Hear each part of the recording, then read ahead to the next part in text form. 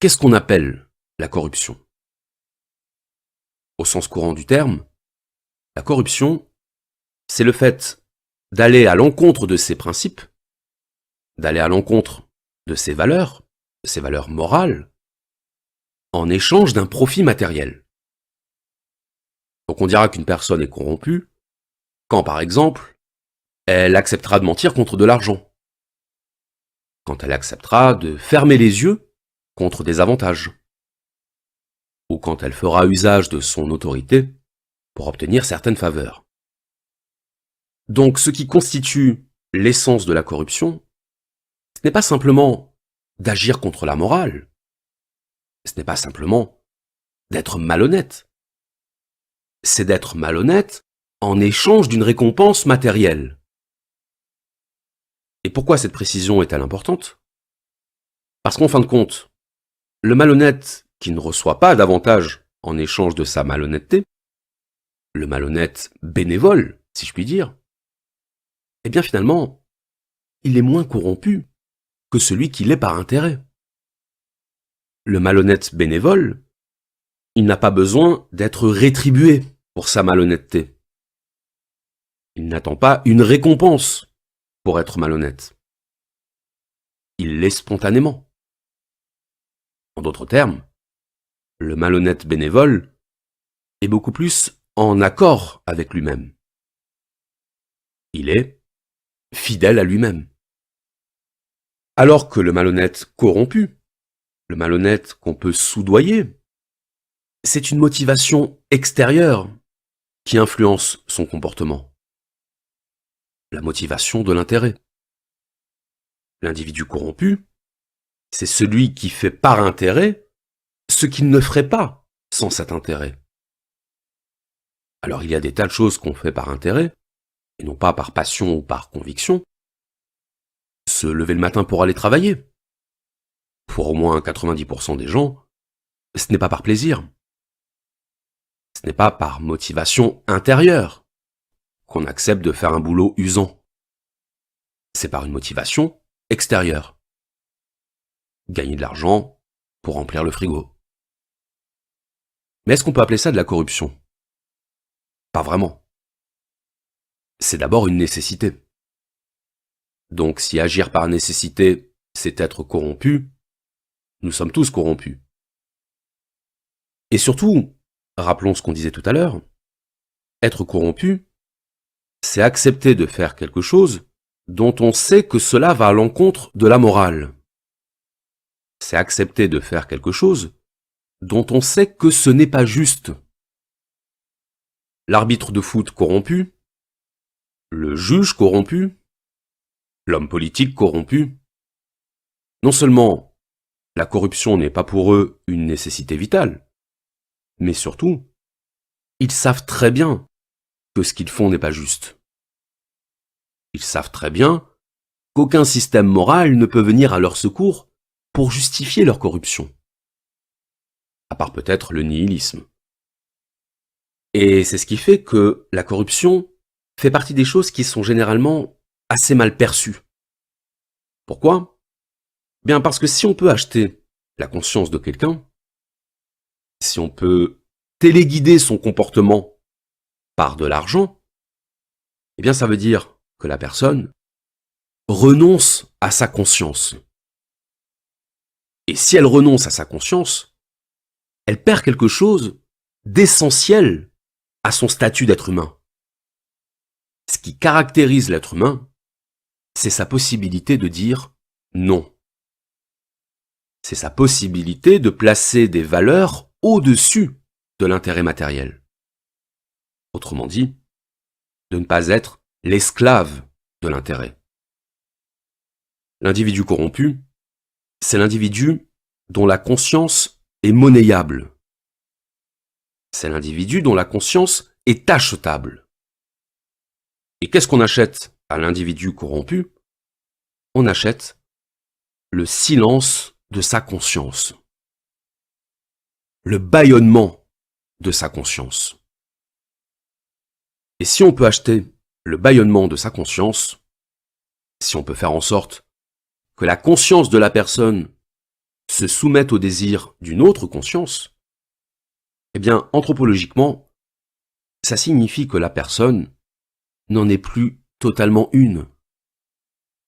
Ça veut dire que l'individu n'est plus son propre maître, mais qu'il devient le serviteur d'une conscience extérieure qui a les moyens matériels de se l'approprier. C'est ce que Hegel appelait la conscience servile. La conscience qui renonce à sa souveraineté et qui se donne au plus offrant. Emmanuel Kant disait que le sens moral, c'est ce qui fait la différence entre une personne et une chose. Si vous lancez une pierre dans l'eau, la pierre n'a aucun moyen de dévier de la trajectoire que vous lui aurez impulsée. Parce qu'elle n'a pas de conscience, parce qu'elle n'a pas de volonté issue de sa conscience, et donc elle n'a pas la possibilité de déterminer elle-même sa trajectoire. Mais une personne, vous ne pouvez pas l'envoyer où vous voulez. Vous ne pouvez pas lui faire ce que vous voulez. Parce que la personne n'est pas seulement un corps, elle est une conscience. Et parce qu'elle est une conscience, ses actions sont déterminées par sa volonté. On ne peut pas manipuler une personne comme on manipule une chose. Parce qu'un être humain n'est pas une marionnette. Autrement dit, parce que l'être humain a la capacité de refuser qu'on dispose de lui. Et c'est justement pour ça que le seul moyen de manipuler une personne, manipuler au sens littéral, comme on dit qu'on manipule un objet, le seul moyen de manipuler une personne, c'est de manipuler sa volonté. C'est de convertir sa volonté. Si vous trouvez le moyen d'influencer la volonté de l'individu, vous n'avez plus besoin de le contraindre. Vous avez simplement à lui proposer une offre qu'il ne peut pas refuser. Une offre qui va peser dans la balance plus lourd que sa conscience morale. Et dès lors que vous vous êtes approprié sa volonté, vous vous êtes approprié les manettes de son comportement. Vous vous êtes approprié la télécommande de ses actions. Et alors la personne devient littéralement votre chose.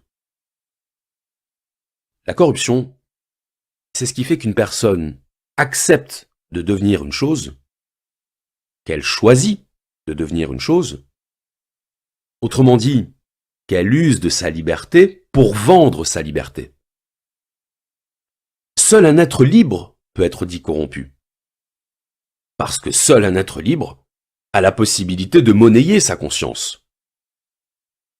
Et donc de choisir librement de renoncer à ses principes. Et si la corruption est aussi mal vue, si elle est souvent perçue comme relevant de la laideur morale, je mets des guillemets, c'est précisément parce qu'elle consiste dans un abandon d'une partie de notre humanité, à savoir notre conscience et la liberté qui en découle. On a vu dans l'épisode sur Sartre et l'amour que ce qu'on cherche à travers l'amour, c'est à s'approprier l'autre comme être libre. Pas à s'approprier l'autre comme un automate. Pas à s'approprier l'autre comme un petit toutou. Parce qu'alors, l'autre n'est plus aimable, étant donné qu'il perd symboliquement son statut de personne. C'est-à-dire son statut de conscience souveraine. On ne peut pas aimer celui qui renonce à sa liberté, parce qu'on ne peut pas aimer une chose. Donc si on parle de laideur morale à propos de la corruption, si on est aussi sévère dans notre jugement, c'est pour ça. Parler de laideur morale, parler de pratiques sales, voyez tout ce champ lexical de la dégradation. C'est la dégradation de l'être humain qui n'accorde pas de valeur à son indépendance morale. De l'être humain pour qui la dignité a un prix et qui, ce faisant, consent à sa marchandisation. Donc la corruption morale, Ce n'est pas tant le fait de commettre des actes considérés comme illégitimes, parce qu'après tout, qui juge de ce qui est légitime? La corruption morale, c'est le fait d'aller à l'encontre de notre conscience, à l'encontre de notre propre conception du légitime, parce qu'une autre conscience a le pouvoir d'acheter notre consentement. La corruption, c'est le fait de dire à sa propre conscience « tais-toi ». C'est le fait de dire à sa conscience « arrête de faire du bruit, tu me déranges ». Parce que lorsque je t'entends, je ne peux pas faire ce que je veux. Je ne peux pas oublier mes principes comme je le veux. La corruption, c'est lorsque la conscience choisit librement de ne plus être une conscience libre.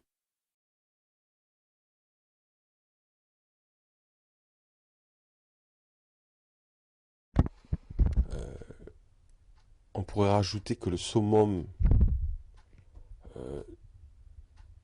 de la corruption d'une société corrompue, c'est quand une société a tendance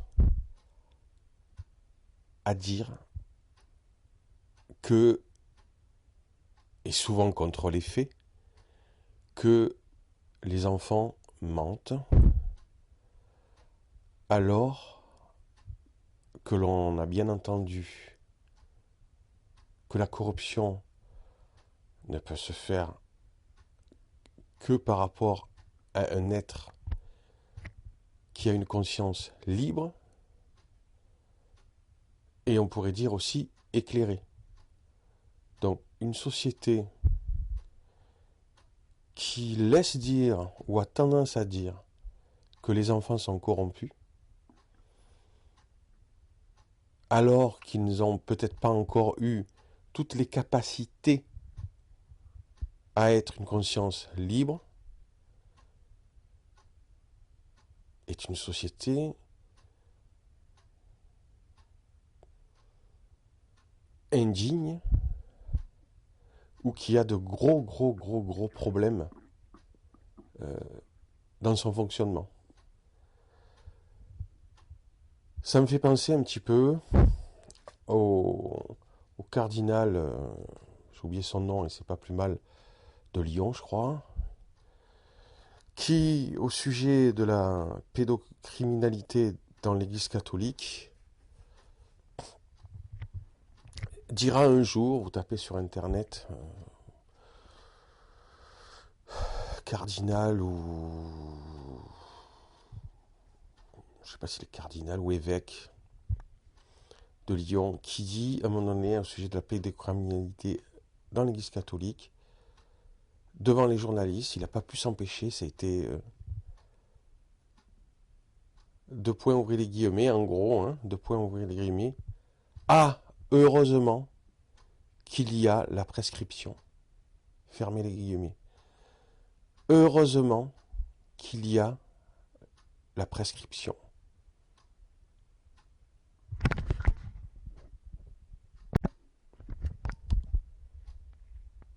Non. Il ne peut pas y avoir prescription.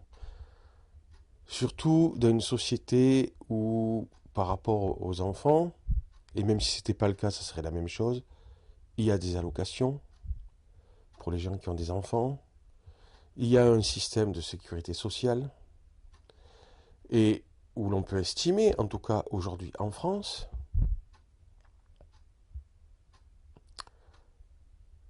les adultes responsables d'un individu encore enfant,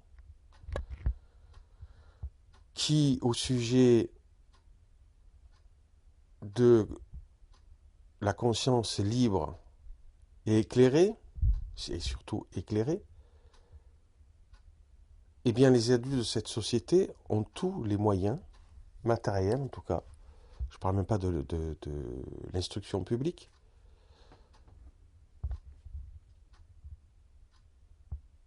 pour, au mieux, en tout cas aujourd'hui en France, peut-être à une autre époque ça se discutait, mais tout nouveau progrès amène nouvelles responsabilités, ou plus grandes responsabilités, ont tous les moyens de savoir déjà en tant qu'adulte qu'on ne viole pas les enfants, qu'on n'a pas de relations sexuelles avec les enfants.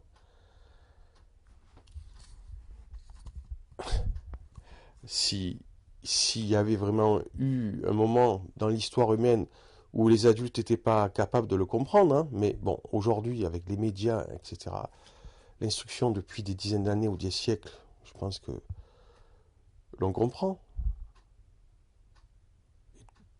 Et en réalité, depuis la nuit des temps, que ce soit pour l'inceste, les sociétés ont toujours su que c'était mal. Donc aujourd'hui, d'autant plus, un adulte ne peut pas dire des choses pareilles au sujet d'un enfant. C'est aberrant. Et donc, au sujet des enfants, des mineurs, on peut entendre dans une société que des adultes, étonnamment, plus ils ont des responsabilités, en tout cas à une époque, dans divers secteurs religieux, politiques, on pouvait entendre « mais les enfants sont menteurs », etc. Contrairement à ce qu'on sait aujourd'hui, hein. Dans les faits, le pourcentage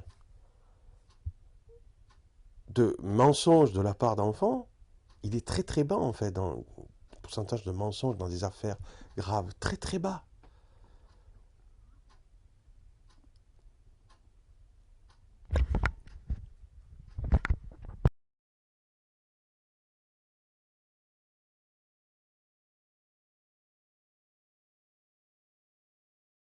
Je vous propose donc de reprendre nos travaux qui sont consacrés cet après-midi à l'exemplarité politique et la confiance.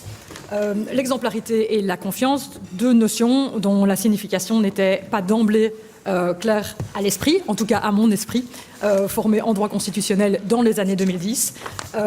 Mais pourtant, ces deux notions cruciales, qui sont invisibles, comme on l'a dit ce matin, mais qui sous-tendent tout système, ou en tout cas tout système démocratique.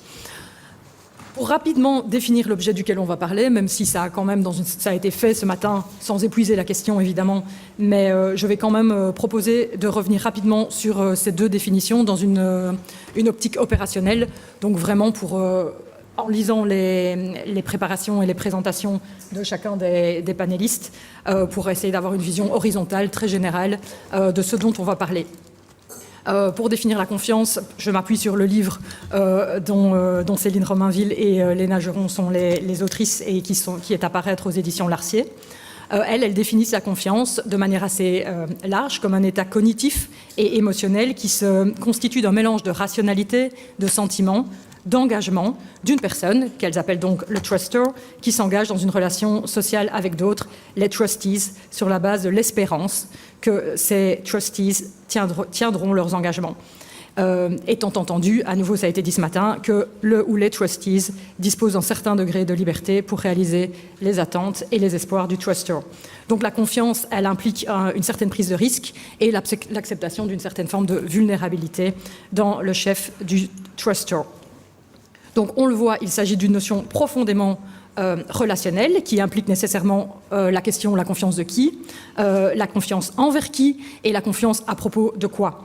Et ça a été dit aussi ce matin, donc je vais aller vite. A priori, quand on pense à la notion de confiance en politique, on pense à la relation entre les citoyens et le corps politique, dont les chiffres tendent à démontrer, même si à nouveau c'est discuté, que cette confiance, elle est en déclin, ce qui est devenu un peu le lieu commun de la crise de la confiance. Mais évidemment, on pourrait très bien parler, et on a parlé ce matin, de la confiance des institutions les unes envers les autres, ce qui renvoie à la notion évidemment connue dans un régime parlementaire de confiance et de responsabilité ministérielle, dans un régime semi-parlementaire aussi d'ailleurs. Et ce dont on n'a pas parlé ce matin, c'est de la confiance réciproque qu'on peut imaginer devoir se nouer entre les mandataires publics, pris individuellement. Par exemple, en ce moment, en Belgique, on est au niveau fédéral en train d'essayer de former une majorité gouvernementale. Eh bien, il faut un degré de confiance entre les mandataires publics ou les personnes élues ou les chefs de partis politiques pour pouvoir former ce gouvernement.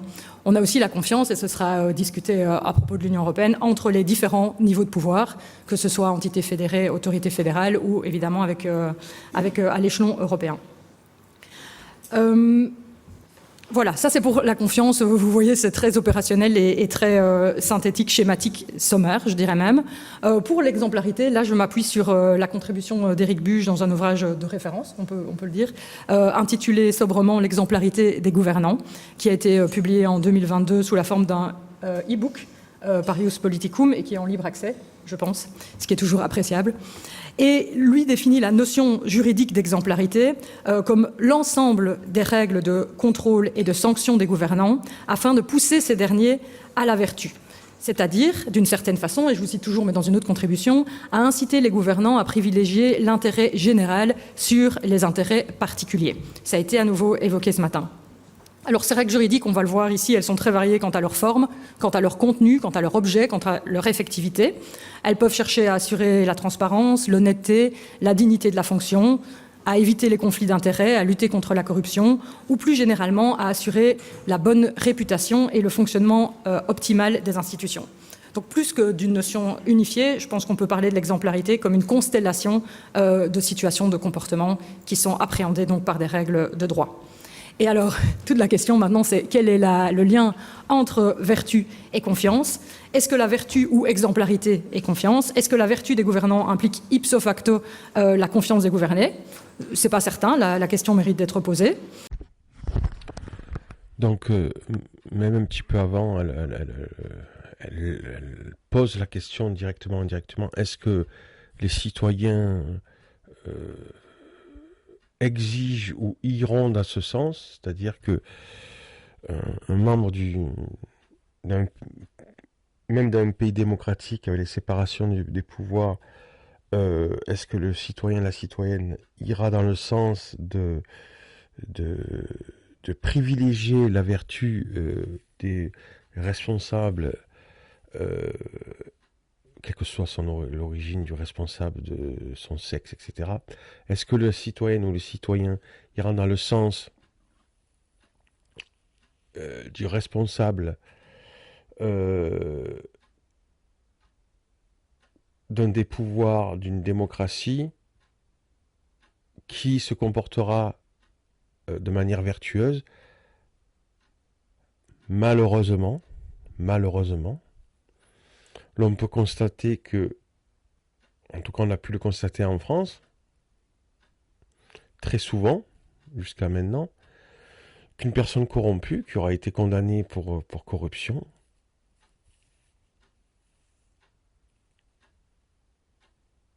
par exemple, pourra très aisément être élue ensuite.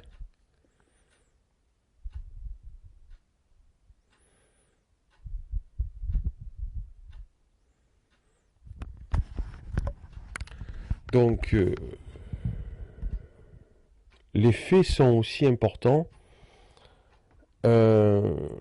Plutôt que de vouloir, au travers d'idéologies ou de comportements moraux, soi-disant moraux ou religieux,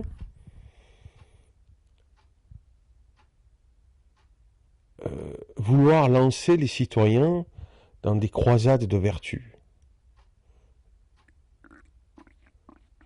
ou dans des luttes d'ennemis imaginaires ou secondaires dans le sens que il devrait y avoir d'abord une mobilisation claire, nette et précise, démontrée, une mobilisation des citoyennes et des citoyens, démontrée lors de, par exemple, d'une élection. Ce n'est pas le cas. Les citoyennes et les citoyens, même s'il y a d'autres candidats, d'autres choix, apparemment, et bien malheureusement,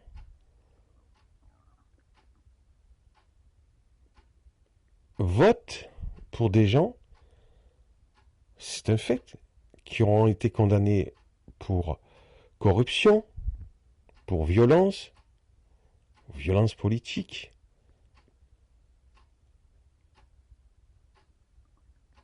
Et donc, ou parfois, j'ai 2 cas clairs en tête, hein, où lors d'élections, un candidat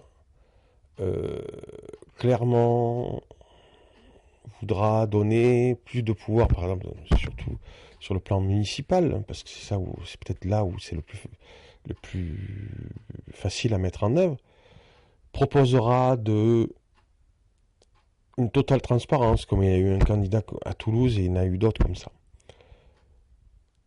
Proposera une totale transparence, une totale ou une beaucoup plus grande prise en compte de la volonté des citoyens, ou par exemple en leur demandant de voter directement des décisions.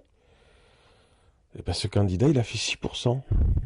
Et pourtant, les citoyens n'arrêtent pas de dire qu'ils sont pour la transparence et ils voudraient pouvoir décider directement eux-mêmes. Et ben, ce candidat, je l'ai entendu, il y en a d'autres comme ça, a été clair, il savait s'exprimer, c'est un ancien expert comptable, il était au service des citoyens, il a proposé ça, il n'a pas été élu. Donc, voilà un petit peu, malheureusement, la réponse que l'on peut donner à cette dame qui nous pose la question et que je me suis permis d'interrompre. Mais ce qui me semble certain, c'est que l'absence de vertu des gouvernants, lorsqu'elle est découverte, est générateur d'une rupture de confiance dans le chef des gouvernés, mais à nouveau à discuter. Donc, en d'autres termes, la vertu, pour moi, est une condition nécessaire de la confiance, mais reste alors au-delà de l'exemplarité, entendue dans son sens juridique, à circonscrire ce qu'est la vertu, entendue peut-être plutôt comme une notion éthique. Voilà, alors pour nous aiguiller dans ces réflexions et pour ouvrir le débat, nous pouvons compter sur un panel d'exceptions composé d'éminents spécialistes qui apporteront chacun l'éclairage d'un ordre juridique particulier, le leur. Donc le droit français sera mis en lumière par M. Éric Buge, le droit belge par M. Koen Meul, le droit britannique par le professeur Mike Gordon et le droit de l'Union par les professeurs Hugues Dumont et Cecilia Rixala. Et alors on pourra comme ça discuter ensemble les interactions réciproques qui se nouent entre exemplarité politique d'une part et confiance d'autre part. Mais je vais bientôt céder la parole à M. Éric Buge. Je vais simplement le présenter avant cela. Ses recherches portent sur les institutions politiques et démocratiques, plus spécifiquement sur les assemblées parlementaires, la participation citoyenne et l'exemplarité des responsables publics. Il est professeur associé au sein de l'Université Paris-Panthéon-Sorbonne et maître de requête au Conseil d'État français. Il a été administrateur également de l'Assemblée nationale française et secrétaire général du groupe d'études sur les institutions et la vie parlementaire, le GVIPAR. Donc les Français ont toujours l'art des acronymes qui nous paraissent nébuleux, mais on a les nôtres aussi. Et surtout, il est auteur de nombreuses contributions relatives au fonctionnement du Parlement, à l'exemplarité des responsables publics et à la participation citoyenne. Et outre le livre qui a ouvert ici ma petite intervention, il est également l'auteur de Droit de la vie politique, qui est paru aux Presses universitaires de France en 2018. Voilà, je vous laisse la parole.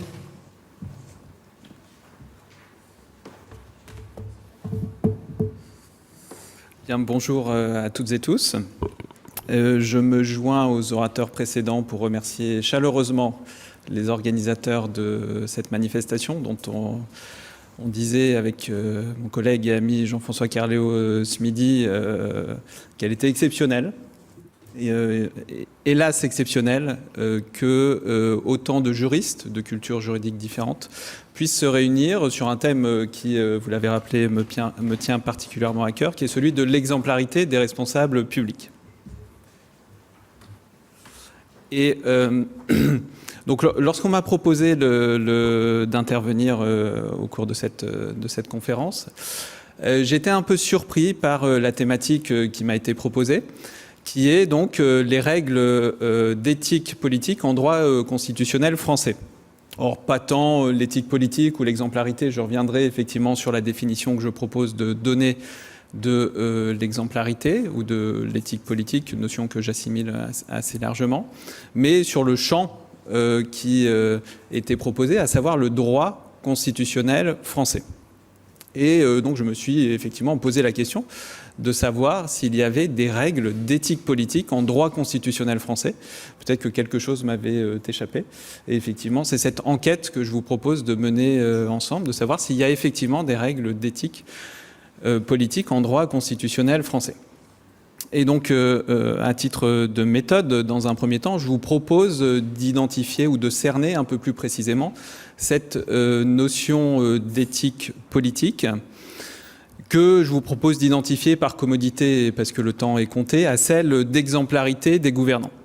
Donc vous l'avez rappelé, c'est une notion que j'ai un peu travaillée, ça a été d'ailleurs un travail collectif, puisque s'est tenu il y a maintenant 2 ans à Paris 2 un colloque sur l'exemplarité des gouvernants qui a permis de définir, conceptualiser cette notion.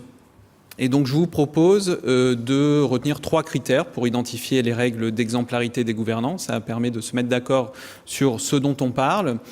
3 critères que vous avez rappelés, que je détaille un tout petit peu pour se mettre d'accord sur leur contenu, qui sont premièrement des normes juridiques qui obligent, contraignent et sanctionnent. Donc c'est un critère qui peut sembler trivial, mais je me contente de me référer aux normes juridiques.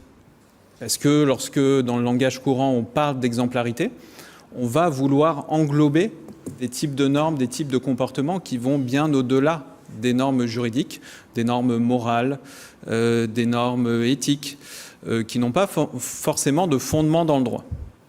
Et en ce sens, l'exemplarité juridique, l'exemplarité telle que je propose de la définir du point de vue du juriste, est une petite partie de l'exemplarité que les citoyens peuvent attendre de leurs gouvernants. Donc je m'en tiens aux normes juridiques. Deuxième critère de définition, ce sont des normes qui sont défavorables aux gouvernants. On pourrait même dire discriminatoires vis-à-vis des gouvernants. C'est-à-dire des normes qui ne sont possibles que parce qu'elles visent spécifiquement les gouvernants. Pour le dire autrement, si on essayait d'appliquer ces normes à votre assistance, par exemple, et que l'un d'entre vous saisissait le juge administratif ou le juge constitutionnel, il y a de fortes chances qu'il annule la règle en question. Je précise ma pensée, et pour vous donner un exemple, exiger une déclaration de patrimoine rendue publique de la part des députés. On juge ça légitime quand c'est pour un député. Si le pouvoir politique disait je vais faire adopter une loi qui exige ça de tous les citoyens, certainement que ça porterait atteinte à des droits et libertés qui sont par ailleurs garantis. Et donc cette norme, on ne l'accepte que parce qu'elle est discriminatoire vis-à-vis des gouvernants ou parce qu'elle ne porte que sur les gouvernants. Et j'entends gouvernant au sens large, il ne faut pas là pour le coup y voir une notion juridique. Je prends en compte à la fois les représentants du pouvoir exécutif, du pouvoir législatif, dans une certaine mesure du pouvoir judiciaire, c'est-à-dire tous ceux qui exercent une autorité au nom de la collectivité. Donc ce n'est pas une notion juridique de gouvernant telle qu'on la retient dans la doctrine constitutionnelle classique. Et par ailleurs, ce sont des règles qui visent à promouvoir la vertu des gouvernants. Alors, vertu des gouvernants, le professeur Loughlin ce matin l'identifiait à la suite de Montesquieu comme le sens du sacrifice, peut-être sans aller jusqu'au sens du sacrifice de la part de nos élus, au moins une forme de désintéressement. Mais désintéressement au sens premier du terme, c'est-à-dire mettre de côté ses intérêts, se désintéresser, mettre de côté ce qui fait ses propres intérêts, au bénéfice de l'intérêt général. C'est comme ça que Montesquieu définit la vertu dans l'esprit des lois. Donc vous voyez 3 critères qui permettent de cerner les normes d'exemplarité et d'exclure au contraire un certain nombre d'autres règles qui pourtant peuvent porter sur l'éthique publique, notamment l'évaluation des politiques publiques ou des actes publics, l'exclusion aussi des mécanismes de séparation des pouvoirs qui visent à équilibrer les pouvoirs, mais pas à discipliner, pas à contrôler spécifiquement les gouvernants. Et pour avancer un peu plus dans la caractérisation, on peut dire que les règles d'exemplarité sont l'inverse des immunités juridiques. Traditionnellement, et j'y reviendrai, les régimes représentatifs garantissent des immunités pour leurs gouvernants, irresponsabilité parlementaire, inviolabilité parlementaire, irresponsabilité du président de la République en France, du chef de l'exécutif de manière générale. Ce sont des règles qui sont, vous voyez, l'inverse des règles d'exemplarité. Elles protègent spécifiquement les gouvernants. Et elles les protègent parce que ce sont des gouvernants. À l'inverse, les règles d'exemplarité contrôlent les gouvernants spécifiquement parce que ce sont des gouvernants. Donc une fois qu'on est doté de cette définition, que trouve-t-on dans la Constitution française ? Alors, comme je suis charitable, j'ai écrit de manière marginale, on pourrait dire presque pas ou pas du tout. Donc, dans la Constitution française de 1958, réformée à plusieurs reprises depuis lors, on trouve donc de manière marginale des règles d'exemplarité des gouvernants. Quelles sont ces règles ? Ce sont d'abord les règles d'incompatibilité de fonction pour les ministres et pour les parlementaires, avec deux niveaux différents. Pour les ministres, la Constitution, c'est l'article 23 de la Constitution française, énonce directement quelle est l'incompatibilité. Donc les fonctions ministérielles sont incompatibles avec toute activité professionnelle. Donc c'est la Constitution qui l'énonce. Pour les parlementaires, on renvoie à la loi la définition des activités incompatibles. Mais c'est aussi un article de la Constitution, l'article 25, qui renvoie à la loi. Et c'est à peu près tout ce qu'on trouve dans la Constitution qui pourrait se rapprocher de l'éthique politique ou de règles d'exemplarité. On peut, si on a une acception large, y inclure les règles de responsabilité ministérielle et de destitution du président de la République.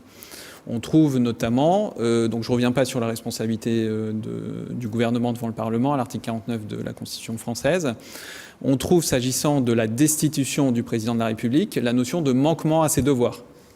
Et donc le terme de devoir a une connotation d'exemplarité. S'il y a des devoirs qui sont sanctionnés par un mécanisme de destitution, là on est proche peut-être d'une règle d'exemplarité. Encore faudrait-il savoir quels sont les devoirs et les définir peut-être précisément. Et si on étend encore un peu à la pratique constitutionnelle ou aux conventions constitutionnelles, on peut noter qu'il en existe en matière d'exemplarité, mais qu'elles ont un caractère contraignant qui est incertain. J'en mentionne deux, ce qu'on appelle la jurisprudence Bérégovoy-Balladur, qui oblige un ministre mis en examen à démissionner du gouvernement. Et donc c'est une forme de protection du gouvernement, et donc une forme d'éthique politique, de règle d'éthique politique, effectivement, qui toutefois a été remise en cause ces dernières années, puisque plusieurs ministres mis en examen sont restés au gouvernement. Donc c'est une règle qui a valu en quelque sorte entre le début des années 1990 et la fin des années 2010, qui aujourd'hui ne semble plus être acceptée, qui en tout cas ne figure pas dans la Constitution écrite. Même chose s'agissant de l'interdiction d'exercer des fonctions exécutives locales pour un ministre. Donc c'était une tradition française du cumul des mandats qui valait aussi pour les ministres. On pouvait être ministre et maire, par exemple, ou ministre et président de conseil régional. Certains gouvernements ont interdit ce genre de cumul par la pratique uniquement, sans modifier la Constitution. Aujourd'hui, c'est aussi une règle qui semble d'application inégale. Et donc il n'y a pas, vous voyez, peu ou pas de règles d'exemplarité dans la Constitution française. Et à l'inverse, les gouvernants bénéficiaient plutôt de protection constitutionnelle, qui, elle, figure bien en dur dans la Constitution française. Je les ai déjà évoqués, donc je les mentionne uniquement pour mémoire. L'immunité du président de la République pour tous les actes accomplis au titre de ses fonctions. Donc il a une immunité totale pour les actes accomplis au titre de ses fonctions. Et par ailleurs, les procédures qui pourraient être en cours contre lui sont suspendues pendant le temps du mandat présidentiel. Donc une immunité quasi générale, juridictionnelle quasi générale, très très forte pour le président de la République. Pour les parlementaires, ce sont les immunités classiques des parlementaires, irresponsabilité pour les propos tenus dans le cadre des fonctions, inviolabilité pour les poursuites pénales qui pourraient être dirigées contre les parlementaires. Donc vous voyez qu'on a un régime qui n'est pas un régime d'exemplarité, qui est un régime de protection en fait des élus, qui est prévu par la Constitution. Donc l'inverse, un régime d'immunité ou un régime de protection qui est prévu par la Constitution. Et malheureusement, à plus de 50 ans, aujourd'hui, quelle que soit l'étiquette que l'on se donne de droite ou de gauche, comme tout à l'heure par rapport aux gens que je disais qui votaient pour des gens corrompus ou violents, etc., malgré tout, ça peut être autant des gens de droite que de gauche. des citoyennes autant, et des citoyennes et des citoyens autant de gauche que de droite qui peuvent élire quelqu'un de leur camp qui a été corrompu, reconnu comme corrompu, ou violent politiquement. De la même manière, là, quand on a un petit peu de bouteille et qu'on a été attentif, c'est absolument clair, très clair, que des géniteurs et génitrices, par rapport à leurs propres responsabilités, quand ils ont peut-être fait des gosses, en fait, c'est pas eux qui multiplient les cellules, quand le spermatozoïde rencontre l'ovule, mais bon, on va dire ça fond, c'est eux qui font, c'est aberrant, mais c'est pas ni le géniteur et génitrice qui font des enfants, mais bon, bref, ils font juste, ils copulent juste, bon. Mais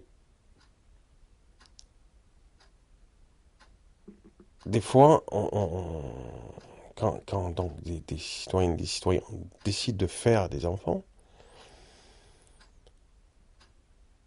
parfois pas que pour des bonnes raisons, malheureusement, ces mêmes personnes, face à leur irresponsabilité, constamment, comme par hasard, ces personnes qui ne prennent pas leur responsabilité, accusent les fonctionnaires et les politiques. Comme s'ils voulaient eux-mêmes avoir une certaine immunité. Voilà. Je ne sais pas si c'est la peine de rajouter plus. Vous avez que faire pause et réfléchir là-dessus. Voilà. C'est factuel, Denis Coste, je l'ai constaté, que ce soit des gens de gauche comme de droite. Plus ils sont irresponsables, ou mégalomaniaques, hein, de gauche aussi, pas que de droite. Et particulièrement certaines et certains, quand ils ont fait, et vous avez compris ce que je pensais du fait de faire, c'est aberrant de croire qu'on fait des enfants. D'autant plus quand ils ont fait des enfants, certains, donc ils sont mis en couple, ils ont fait des enfants, s'autorisent comme des petits dieux, peut-être comme des fonctionnaires ou hauts fonctionnaires ou des élus se prennent pour des petits dieux, de ne pas prendre la responsabilité, pire, de justifier la corruption,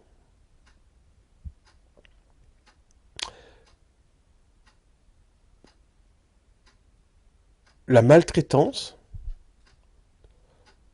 physique, psychologique ou éthique. C'est absolument abominable de voir ça, hein, tranquillement. Ils le font très tranquillement en même temps. Je pense que ce sont des pervers. Justifient ça parce que les fonctionnaires et les politiques, blablabla, blablabla, blablabla. Voilà. Juste, je mets ça en aparté à notre réflexion commune. Et moi, je signe ce que je dis. C'est ce que l'on peut constater. Et tiens, je vais rajouter un petit truc là. J'ai dit de droite comme de gauche, je l'ai constaté, il n'y a pas de... Voilà. Pour soi-disant, certains et certaines pour un bien supérieur, enfin, c'est abominable. Comme dit la Bible, commence à faire les petites choses. Celui qui n'est pas fidèle dans les petites choses, il ne sera pas fidèle dans les grandes. Et pourquoi je parle de la Bible? Parce que justement, je vais rajouter, c'est pas pour donner un avantage aux croyants, au contraire.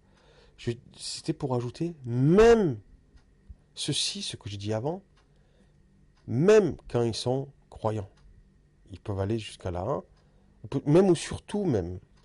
Parce qu'en étant croyant dans une religion, ils croient pouvoir se mettre un petit peu de côté, s'ils se donnent ce droit-là, ou de surplomber la société, et peuvent en même temps mal se comporter avec leur progéniture,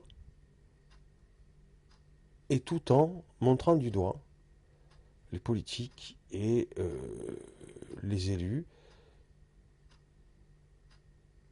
comme si le fait de croire en une religion, j'ai dit comme, hein, ça leur permettait, même dans ce cas-là, par rapport à leur propre progéniture, d'être en surplomb, d'avoir une place particulière. Donc, juste pour un petit rajout, à un moment donné, il parle, donc on a un système un régime qui met en place une protection des élus. Une immunité ou une protection des élus, plutôt que de l'exemplarité, quelque part. Je pense qu'il voulait dire. Ce qui est fou, hein, parce que c'est l'exemplarité qui devrait être mise en avant, ou plus de démocratie locale et directe. Il faudrait choisir. Il y a aussi un régime de protection des fonctionnaires, pas que des élus en France. Voilà, avec le tribunal administratif, voilà, juste cette petite précision, qui là aussi, peut-être parfois avec en association avec des géniteurs et génitrices pervers, peut-être d'ailleurs, hein, qui, voilà, on en reparlera plus tard, en tout cas parfois, qui emmènent de fait ou indirectement une immunité de la part des fonctionnaires, en tout cas. J'ai dit sous certains aspects ou des avantages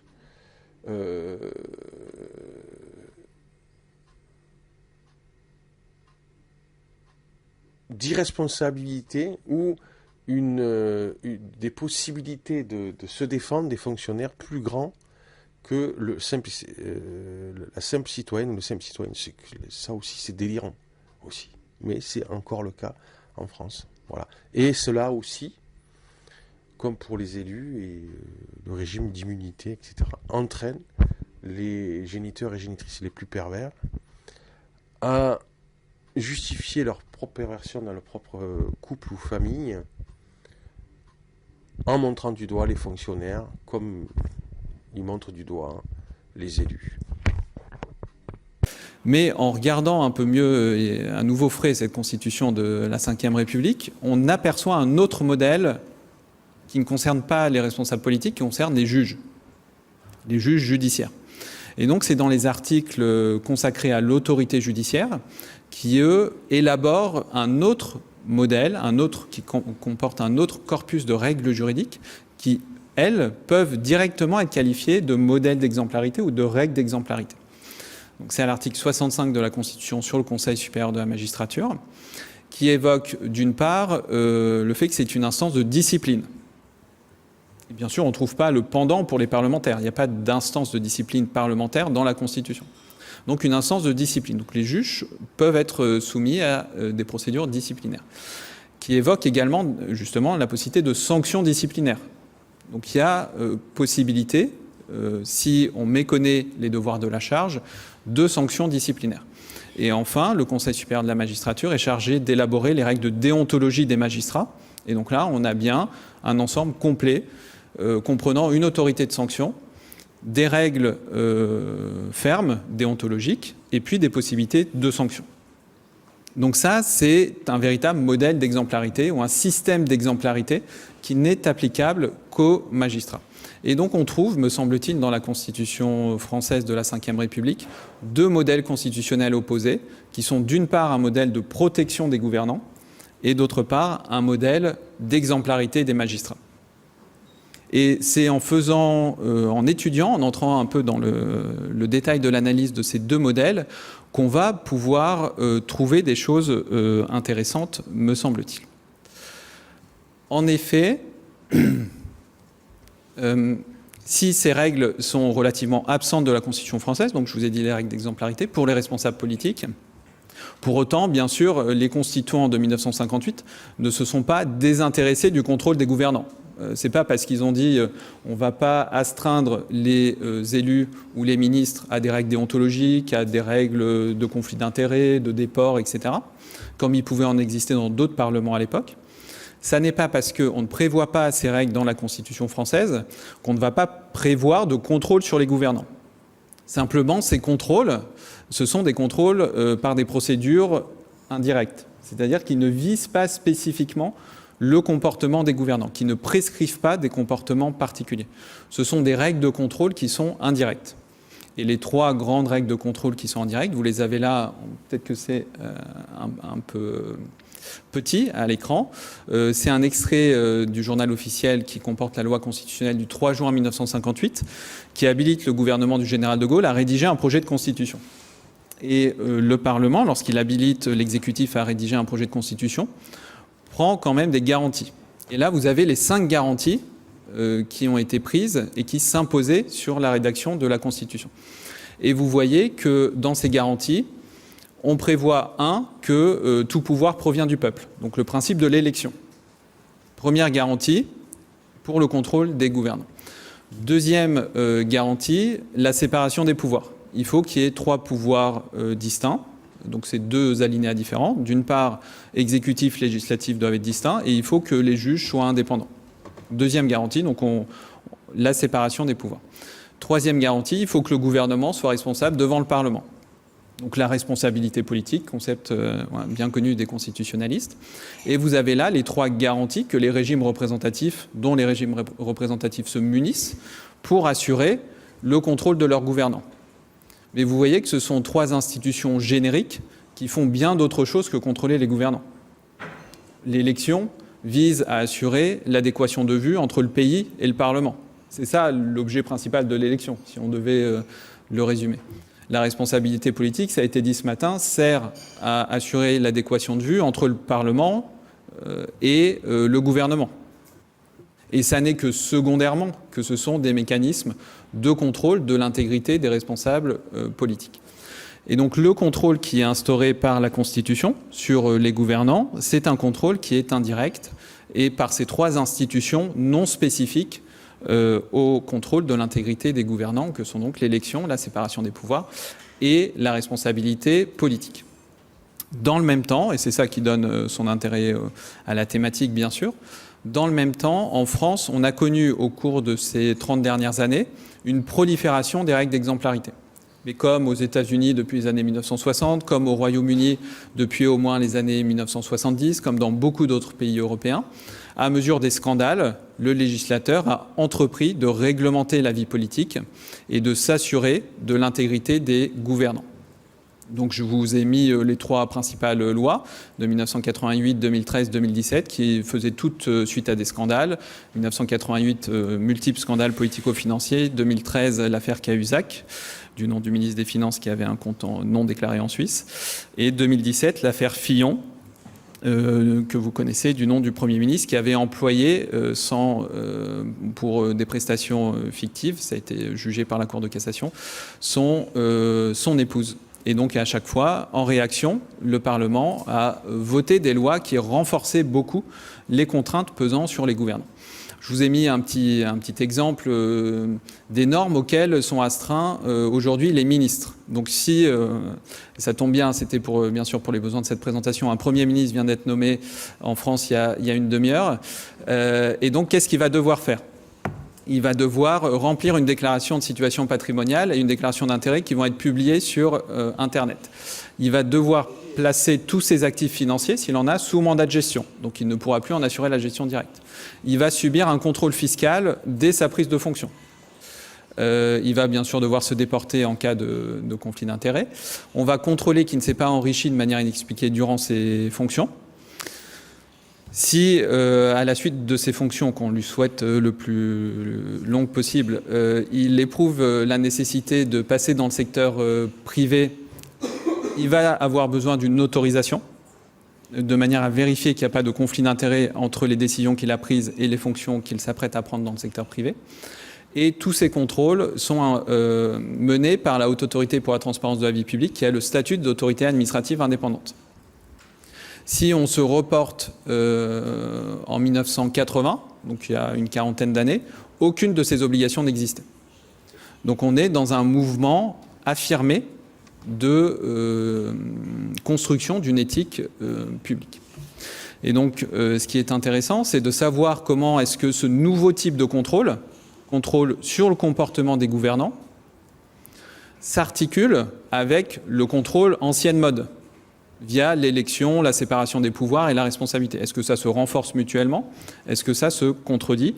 Et pour ça, je vous propose, et ça sera mon dernier point, de voir ce qu'a dit le Conseil constitutionnel sur l'ensemble de ces textes qui ont été élaborés et votés en France. Et donc j'ai analysé, décortiqué les 5 principales décisions du Conseil constitutionnel français sur ces lois. Je n'entre pas dans le détail. Grosso modo, il y a 12 dispositions de ces lois au total qui ont été annulées par le Conseil constitutionnel. Et donc ce qui est intéressant, c'est de savoir pour quel motif le Conseil constitutionnel a annulé ces règles de contrôle de l'intégrité des gouvernants. Dans 4 cas, c'était au visage de la séparation des pouvoirs. Donc là, ça peut sembler un peu étonnant, puisque dans les 2 cas, il s'agit de contrôler le pouvoir politique. Donc pourquoi est-ce qu'on irait annuler des règles visant à garantir l'intégrité des gouvernants au visage de la séparation des pouvoirs? Même chose s'agissant des conditions d'élection et d'éligibilité. Donc l'égal accès au scrutin a été mobilisé pour annuler des règles d'exemplarité votées par le législateur. Je reviendrai sur ces 2 cas dans un instant. Et puis, plus classique, le droit au respect de la vie privée, effectivement, c'est des règles qui souvent sont attentatoires à la vie privée des gouvernants. Principe de l'égalité des délits et des peines, on n'avait pas défini assez précisément les infractions qu'on s'apprêtait à appliquer aux gouvernants, ou encore la liberté d'expression. Je prends 3 exemples pour entrer un peu dans le détail de l'articulation entre mécanismes représentatifs de contrôle des gouvernants et mécanismes d'exemplarité pour le contrôle des gouvernants. Pour ça, quelques exemples. D'une part, sur la séparation des pouvoirs. Le Conseil constitutionnel a annulé, sur le fondement de la séparation des pouvoirs, la possibilité pour la Haute Autorité pour la transparence de la vie publique, donc autorité administrative indépendante, d'adresser des injonctions aux parlementaires s'agissant de leurs intérêts. Elle a considéré que ce n'était pas le rôle d'une autorité administrative indépendante que de contrôler les intérêts des parlementaires. Pourquoi ? Au nom donc, de la séparation des pouvoirs qui inclut l'indépendance des parlementaires. Et donc là, on voit que ces principes classiques de contrôle des gouvernants sont aussi des principes qui protègent les gouvernants. Ce sont des principes qui ont été construits comme des principes de contrôle, la séparation des pouvoirs. Les pouvoirs doivent se contrôler les uns les autres, mais dans les faits, ils agissent aussi comme des mécanismes de protection des gouvernants, puisque le fait que les pouvoirs doivent se contrôler les uns les autres va de pair avec le fait que chaque pouvoir doit pouvoir s'auto-organiser pour ne pas subir d'intrusion des autres pouvoirs. Et donc c'est ça qu'a jugé le Conseil constitutionnel. Une branche du pouvoir exécutif, la Haute Autorité pour la transparence de la vie publique, ne peut pas adresser d'injonctions aux parlementaires sur leurs intérêts. Ça serait contraire à la séparation des pouvoirs. Deuxième exemple, c'est celui qui concerne la disposition qui avait été votée par le Parlement français pour contrôler les frais de représentation des ministres. Donc là aussi, typiquement, l'argent des frais de représentation, on sait que c'est source de potentiels abus. Le Parlement avait voté une disposition pour contrôler ces frais de représentation. Le Conseil constitutionnel a annulé cette disposition au visa de la séparation des pouvoirs en disant non, il faut que les fonds qui sont attribués à l'exécutif en tant que frais de représentation soient sous le seul contrôle du pouvoir exécutif. Et donc là encore, la séparation des pouvoirs protège les gouvernants davantage qu'elle ne contribue à leur contrôle. Enfin, s'agissant de principe d'égal accès aux élections, le Conseil constitutionnel a également annulé une interdiction qui avait été prévue par le législateur pour les parlementaires d'exercer des fonctions de conseil. Et donc, du fait d'un certain nombre d'affaires qui étaient sorties dans le débat public français, le législateur avait souhaité interdire toute fonction de conseil pour les parlementaires. Le Conseil constitutionnel a considéré que c'était excessif, au motif qu'il ne fallait pas réduire aussi drastiquement les activités qui pouvaient être exercées par les parlementaires, parce que ça limitait trop le champ des personnes qui se porteraient candidates aux élections. Par exemple, toutes celles qui avaient une profession de conseil renonceraient peut-être à se présenter aux élections. Et donc vous voyez que l'élection, qui a aussi été conçue comme un mécanisme de contrôle périodique des gouvernants, on renouvelle la confiance dans les gouvernants périodiquement et on les contrôle à cette occasion, est aussi dans les faits, et du point de vue juridique, une forme de protection des gouvernants. Parce qu'on recourt à l'élection, il faut que tout le monde puisse se présenter, et donc on va moins contrôler les conflits d'intérêts de la part des gouvernants. Et donc ma conclusion, c'est que ces nouvelles règles d'exemplarité, qui ont été construites par le législateur au cours de ces 30 dernières années, en France comme à l'étranger, sont en tension avec les anciennes règles de contrôle prévues par les régimes représentatifs. Et donc on n'a pas du tout affaire à une agrégation des deux formes de contrôle qui aboutirait à un contrôle renforcé. On a affaire à des tensions entre ces deux modèles de contrôle. Et mon analyse est qu'on n'est pas du tout au bout de cette articulation entre règles de contrôle représentatives et règles de contrôle d'exemplarité, qui est une nouvelle forme en quelque sorte, qui vise à assurer l'intégrité des gouvernants, et qu'on est encore en quête d'une articulation à la fois théorique et pratique sur ces deux ensembles de règles. Merci beaucoup.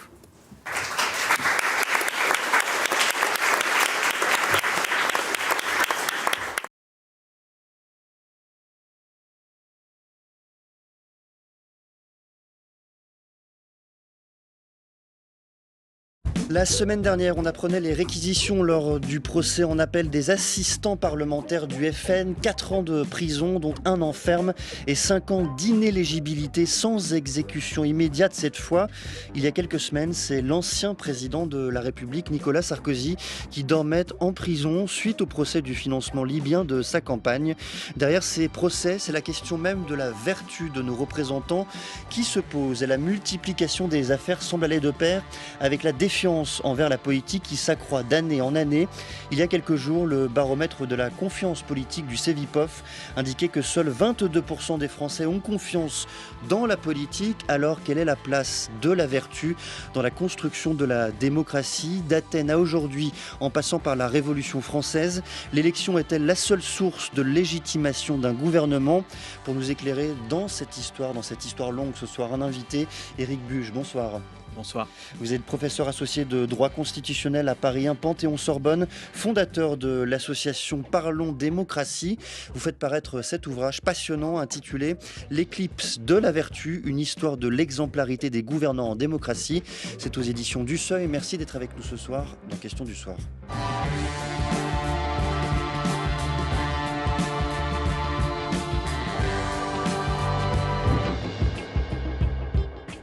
Ce qui s'est passé aujourd'hui dans cette salle du tribunal correctionnel de Paris est d'une gravité extrême pour l'état de droit,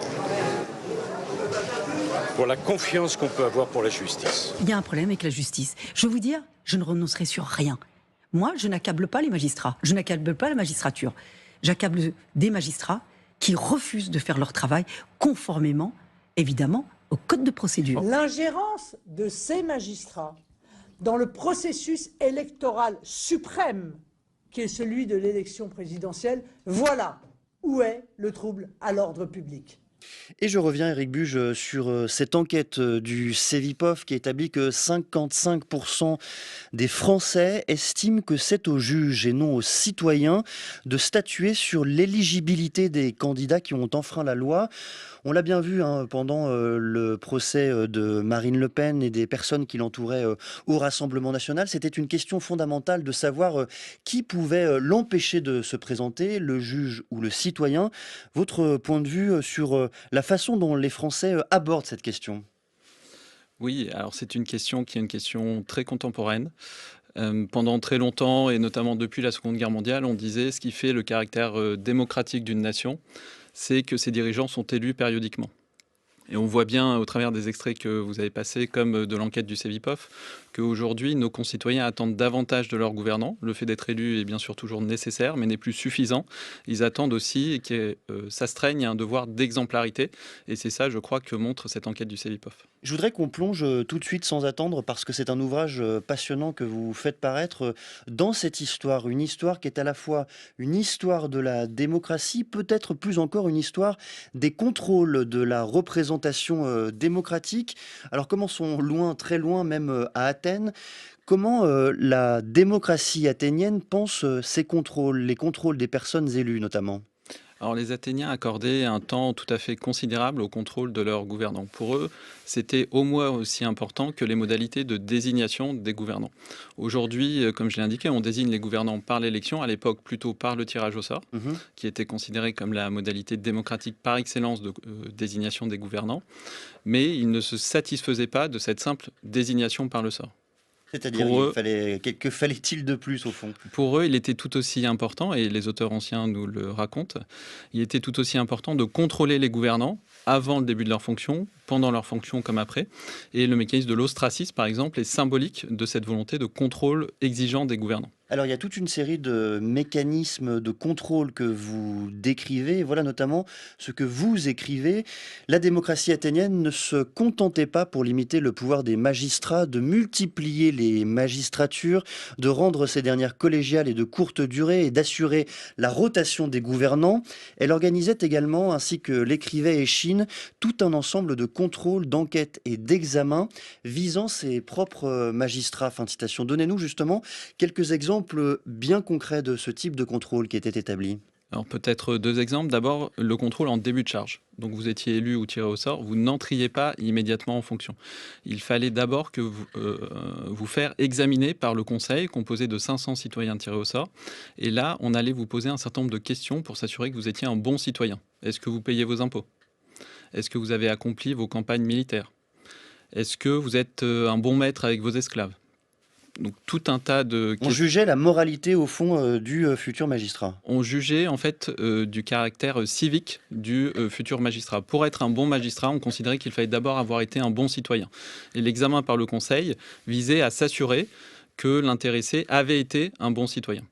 Donc ça, premier exemple. Deuxième exemple que j'évoquais à l'instant, l'ostracisme. Une fois par an, l'Assemblée du peuple, composée de tous les citoyens, se prononçait sur le fait d'exiler un de ses gouvernants pour 10 ans, qui est une modalité de contrôle des gouvernants qui nous semble aujourd'hui un peu étrange. Exiler un homme politique pour 10 ans, c'était ce qu'avaient choisi de faire les Athéniens. Pourquoi est-ce qu'ils procédaient ainsi? Pour pouvoir, à un moment donné, se séparer d'un dirigeant devenu encombrant et qui menaçait, par exemple, de détruire la communauté politique ou qui mettait en danger la cité dans son ensemble.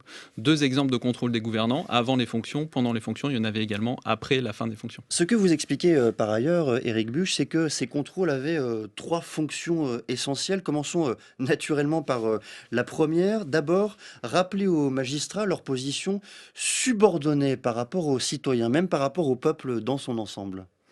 Exactement, les magistrats n'étaient pas les souverains. Et ça, les auteurs antiques nous le disent avec une grande clarté. Le souverain à Athènes, et c'est ce qui fait le caractère démocratique de ce régime politique, c'était le peuple.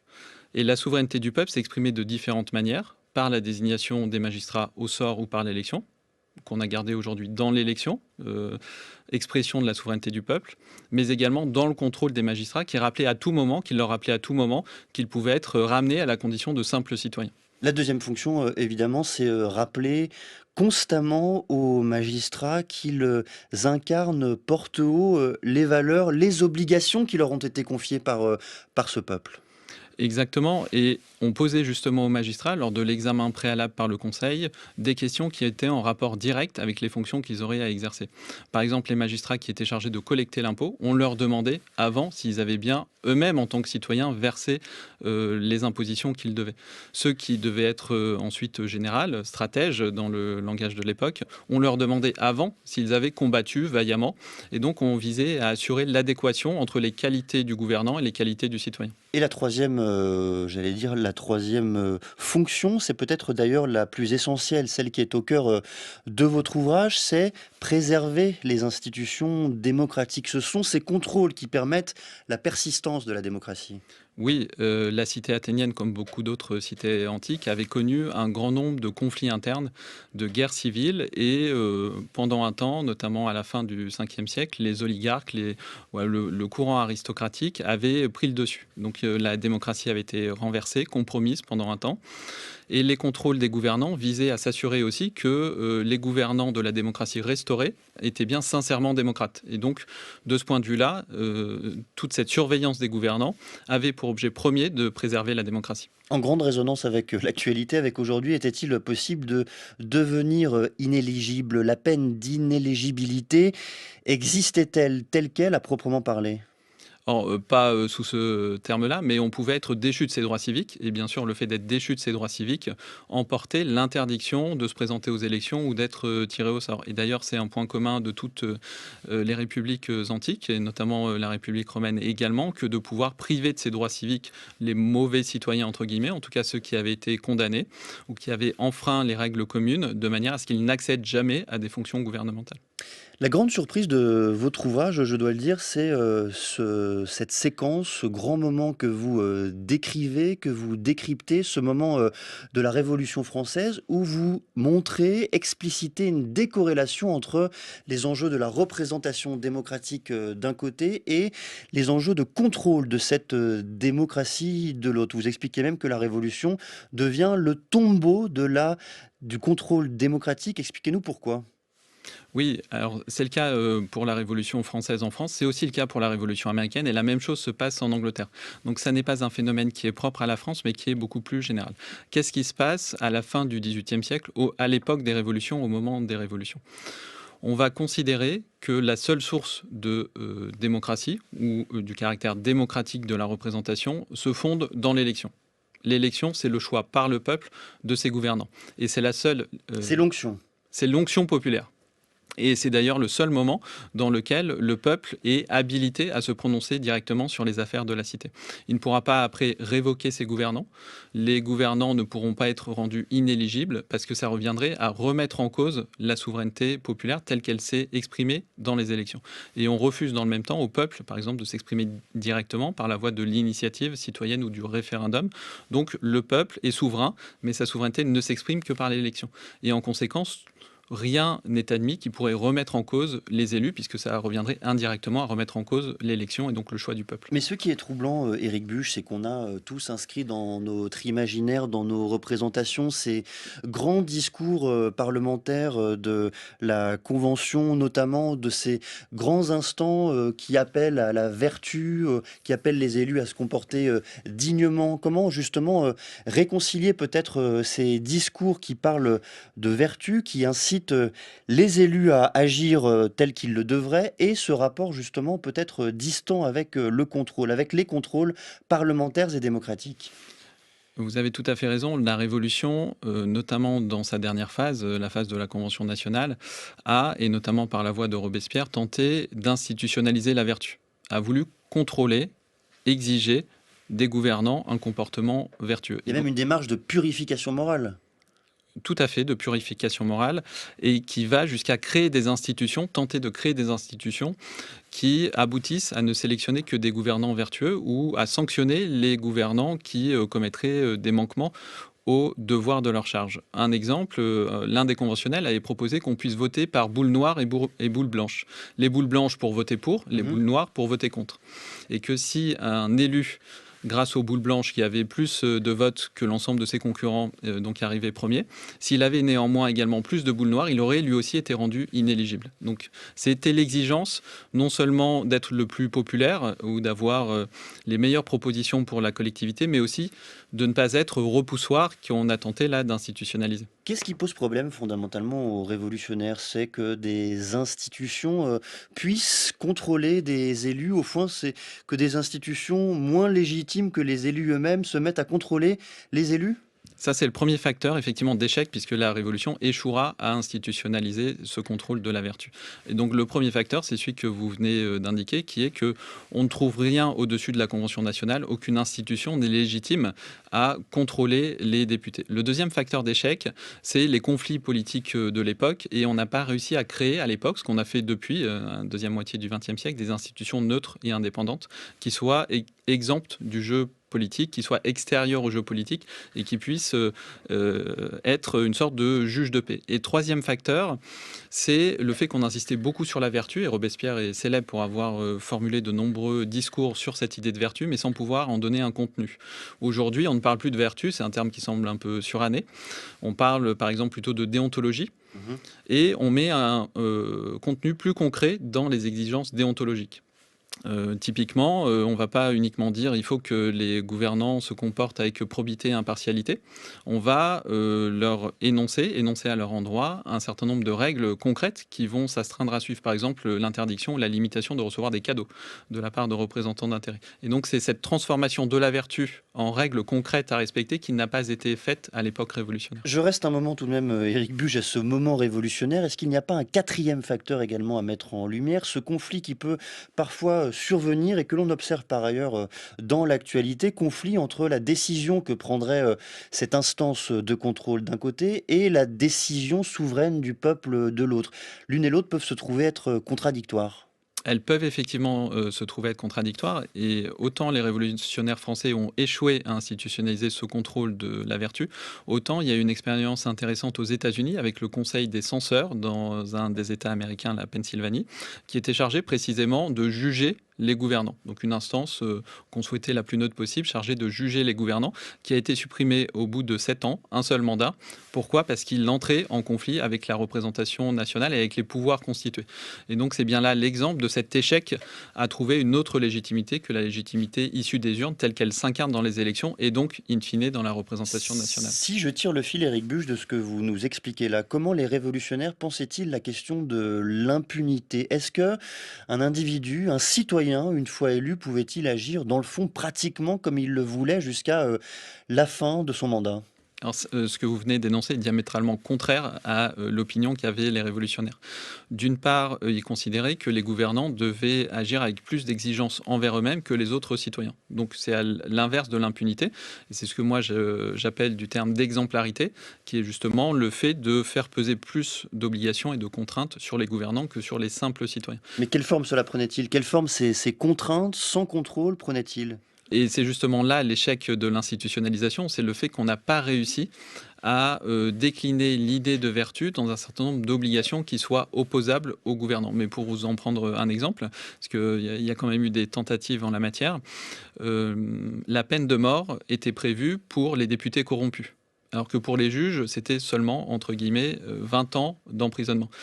Et pour les simples jurés, 10 ans d'emprisonnement. Donc on voit bien là la gradation à l'importance croissante des fonctions correspondait une sévérité croissante de la législation pénale. Et ça, c'est une des incarnations, limitée mais réelle, de cette idée de vertu entrée dans la loi et faite institution. Est-ce là, dans ce moment de l'histoire de France, dans ce moment révolutionnaire, qu'il faut trouver les sources, l'une des sources de l'immunité parlementaire ? Exactement. Donc l'immunité parlementaire trouve son origine à la Chambre des communes, dans la longue tradition d'opposition entre la Chambre des communes britannique au XVIIe et XVIIIe siècle et le monarque britannique. Et on s'aperçoit très vite que si l'on souhaite défendre la Chambre des communes, si la Chambre des communes souhaite résister au monarque, elle a besoin d'une protection juridique.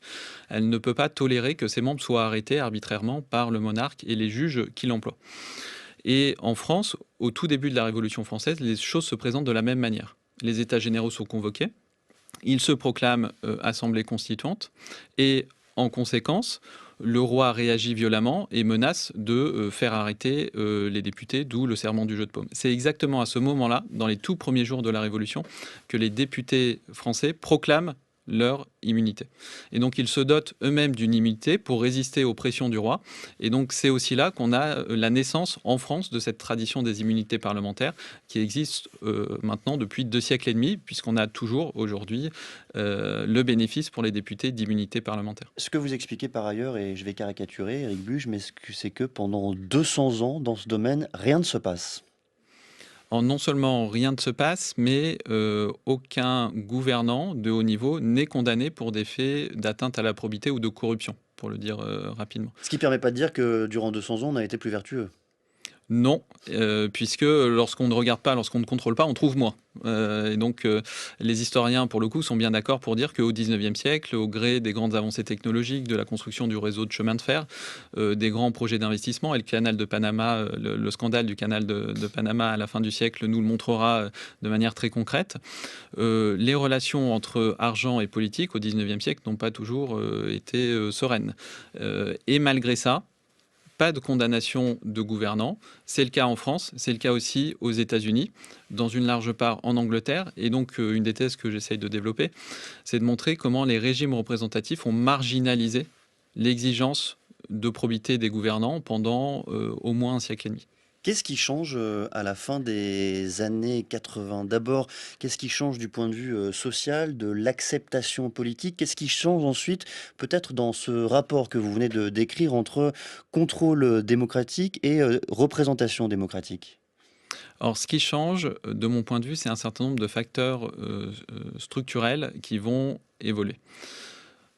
Grosso modo, depuis la Révolution française, entre la Révolution française et les années 1980, a régné une forme d'impunité des gouvernants en France, qui a pris fin dans les années 1970 et surtout dans les années 1980 sous l'effet de deux facteurs principaux. Le premier de ces facteurs, c'est la presse qui s'est dotée d'une capacité d'investigation. Et de ce point de vue-là, le scandale du Watergate aux États-Unis, les révélations du Washington Post, qui met le feu aux poudres et qui va conduire l'homme le plus puissant du monde, le président américain, à démissionner, en est le meilleur exemple. En France, la presse d'investigation arrive dans les années 1970-1980. C'est elle qui va enquêter sur ce qui va devenir les grands scandales politico-financiers des années 90. Ça, premier facteur. Donc le rôle majeur de la presse d'abord. Premier facteur. Second facteur, l'émancipation des juges. Les juges étaient historiquement et sociologiquement très liés au pouvoir politique, faisaient partie des milieux dirigeants et n'osaient pas enquêter sur les responsables politiques. Il y a ce verrou aussi qui va céder pendant les années 1980 et les années 1990, ce qui va donner lieu aux grandes affaires politico-financières, notamment l'affaire Urba, pour reprendre peut-être la plus célèbre d'entre elles, mais toutes les affaires de financement des partis politiques auraient été inimaginables dans les années 1970 ou 1960 pour les juges eux-mêmes. Je fais un bond dans l'histoire, je nous emmène le 5 décembre 2012 à l'Assemblée nationale, les propos tenus par Jérôme Cahuzac, alors ministre du Budget. Monsieur le député, j'appartiens au gouvernement de Jean-Marc Ayrault qui a été investi par la représentation nationale. Votre question est donc légitime et il est normal que j'y réponde. Je dément catégoriquement les allégations contenues sur le site Mediapart. Je n'ai pas, monsieur le député, je n'ai jamais eu de compte à l'étranger, ni maintenant, ni avant. Je dément donc ces accusations et j'ai saisi la justice d'une plainte en diffamation car ça n'est que devant la justice, hélas, que les accusateurs doivent prouver la réalité des allégations qu'ils avancent. Jérôme Cahuzac a démenti devant la représentation nationale, mais Jérôme Cahuzac a bel et bien été condamné.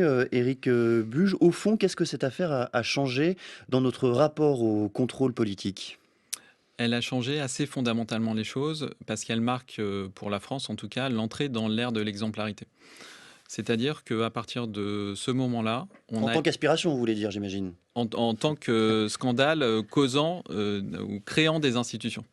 Et ces institutions sont notamment toute une série de règles et d'instances qui sont créées à ce moment-là de manière à insister sur la probité publique. Donc on crée des instances indépendantes. On pense notamment en 2013 à la Haute Autorité pour la transparence de la vie publique. Exactement. Le parquet national financier, créé aussi en 2013, avec pour mission spécifique d'enquêter sur les délits d'atteinte à la probité publique.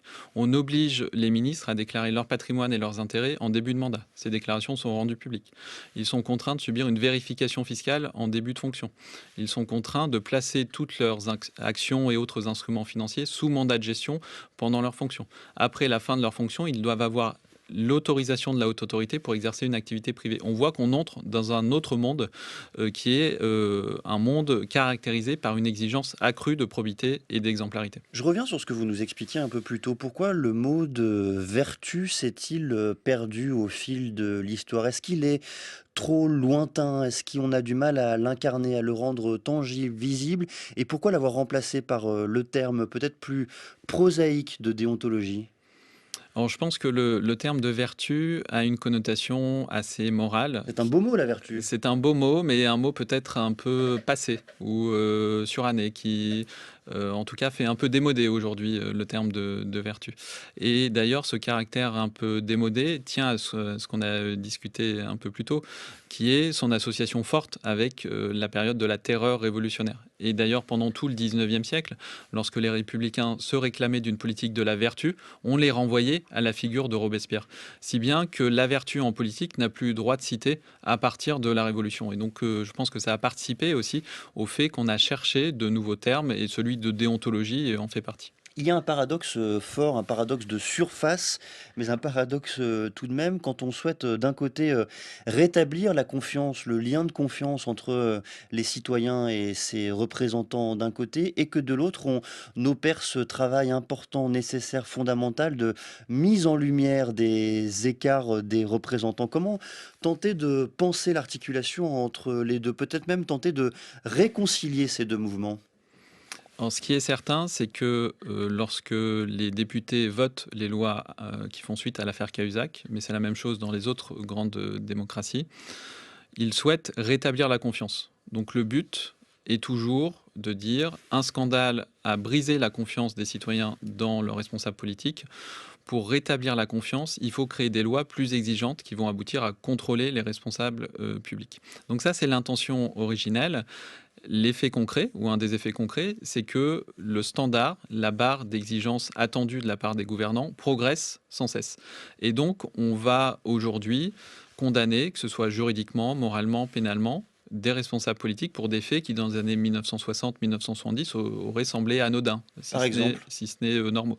Aujourd'hui, par exemple, il est interdit d'embaucher un membre de sa famille comme collaborateur parlementaire. Dans les années 1970-1980, je ne dis pas que c'était conseillé, mais en tout cas, on ne trouvait rien à redire à cette pratique. Et donc, on voit que des pratiques qui étaient normales, si ce n'est usuelles, deviennent aujourd'hui prohibées du fait de l'intervention d'un certain nombre de scandales. Merci beaucoup, Éric Buch. Je rappelle que vous êtes professeur associé de droit constitutionnel à Paris 1, Panthéon-Sorbonne, et on recommande la lecture de cet ouvrage, le vôtre, intitulé « L'éclipse de la vertu, une histoire de l'exemplarité des gouvernants en démocratie ». C'est aux éditions du Seuil. Merci d'être venu au micro de France Culture. Merci également à celles et ceux qui ont préparé cette émission, Bertie Bourdon, Bruno Barada, Rodi Eken et Léa Racine à la réalisation.